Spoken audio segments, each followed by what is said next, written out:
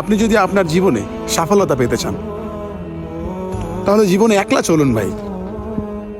আর একটা কথা মনে রাখবেন, জীবনে যখন আপনি একলা পথ চলা শিখবেন আপনাকে আর কেউ ঠেকাতে পারবে না। যখন আপনি সঙ্গ দিয়ে চলবেন মনে রাখবেন, আপনি যতই উপরে ওঠেন না কেন আপনাকে নামানোর জন্য 10 জন লাগবে না, মাত্র একটা মানুষ হলেই আপনাকে নামিয়ে দিবে।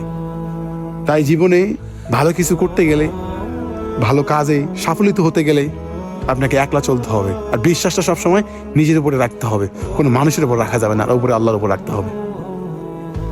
লাইফে যখন আপনি অন্যের উপর ডিপেন্ড করবেন, অন্যের উপর ভরসা করবেন, এমনকি যখন আপনি সঙ্গ দিয়ে চলবেন, যে কোনো একটা কাজ করতে যাবেন সবার সঙ্গে পরামর্শ করবেন, হয়তো বা এটা বলবেন যে এটা করবো এটা করবো, এইসব যখনই করতে যাবেন ভাই, আপনি হাজার হাজার টাকার মালিক হলেও আপনি একসময় শূন্য পকেট হয়ে যাবে আপনার।